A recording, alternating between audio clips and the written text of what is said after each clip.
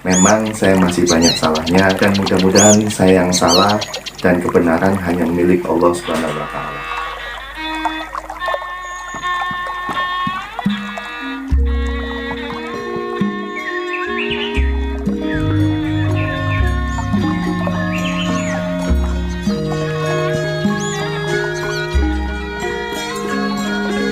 Assalamualaikum warahmatullahi wabarakatuh.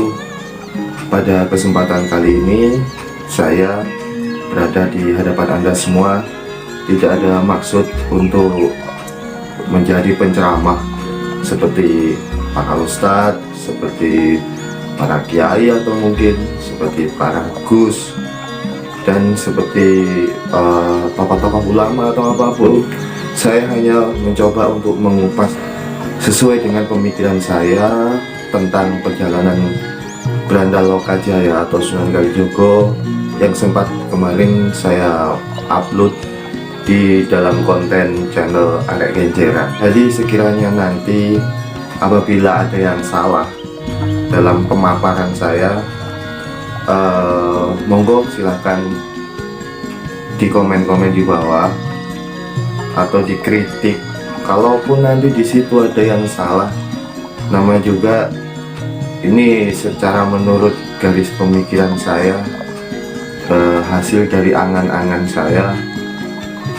Dan kembali lagi, kalaupun itu nanti ada suatu kesalahan, bagaimana benarnya, silahkan bisa komen-komen di bawah.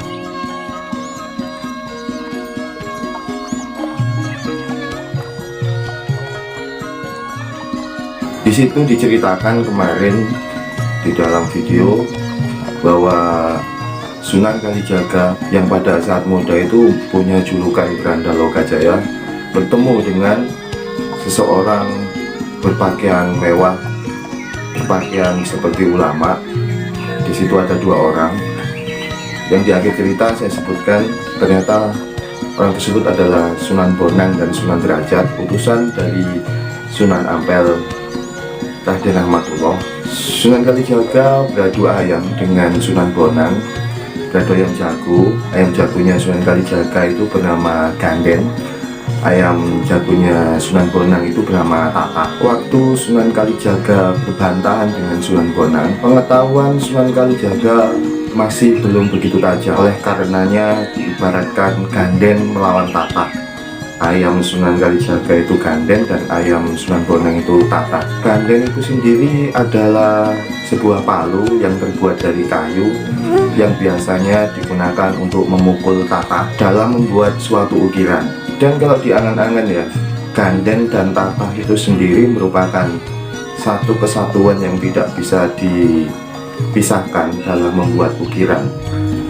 Tata yang memangkas kayu, sedangkan Ganden adalah alat untuk memukul Tata supaya Tata dapat mengikis kayu. Jadi antara Sunan Kalijaga dan Sunan Bonang itu sebetulnya adalah ditakdirkan menjadi satu kesatuan yang tidak bisa dipisahkan. Oleh karena kekalahan Sunan Kalijaga ketika bertemu adu ayam dengan Sunan Bonang, Sunan Kalijaga mengancam Sunan Bonang akan membegal Sunan Bonang.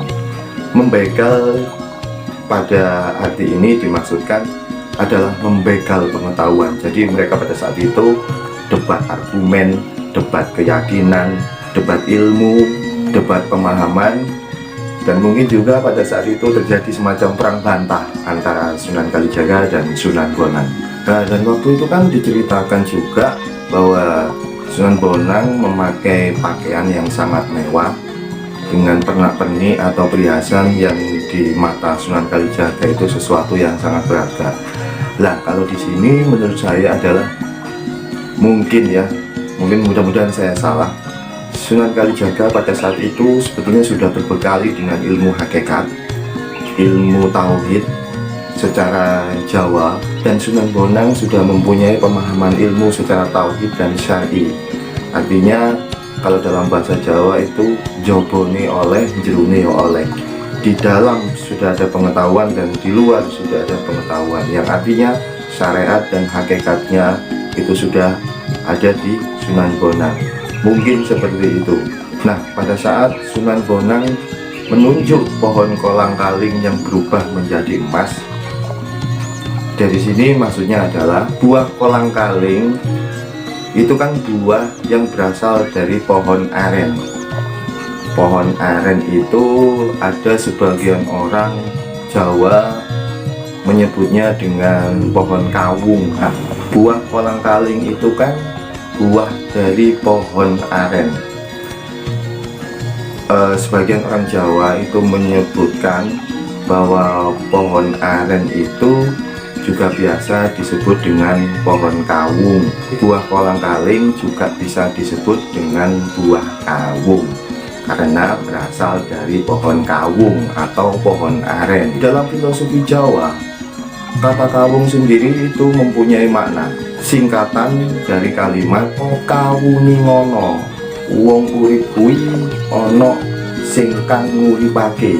Kalau diartikan dalam bahasa Indonesia, mengertilah bahwa orang hidup itu ada yang menghidupkan, atau orang hidup itu ada yang menciptakan. Jadi secara tidak langsung makna daripada ketika Sunan Bonang menunjuk buah kolang-kaling menjadi emas adalah Sunan Kalijaga diharapkan agar mempelajari ilmu tauhid secara mendalam lagi.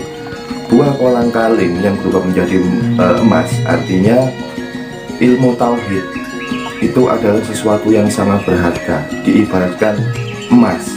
Kalau bicara soal lucu-lucuan ya, Sunan Kalijaga mungkin diiming-iming oleh Sunan Bonang agar mau belajar tentang ilmu sangkan paraning dumadi, kalau dalam orang Jawa mengatakan seperti itu. Nah, itu saja mungkin yang dapat saya sampaikan.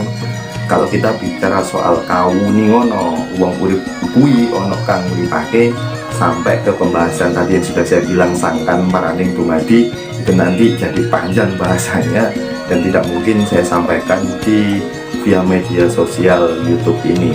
Oke, terima kasih ya, mungkin itu yang bisa saya sampaikan. Memang saya masih banyak salahnya dan mudah-mudahan saya yang salah dan kebenaran hanya milik Allah Subhanahu wa Ta'ala. Terima kasih saya sampaikan. Assalamualaikum warahmatullahi wabarakatuh.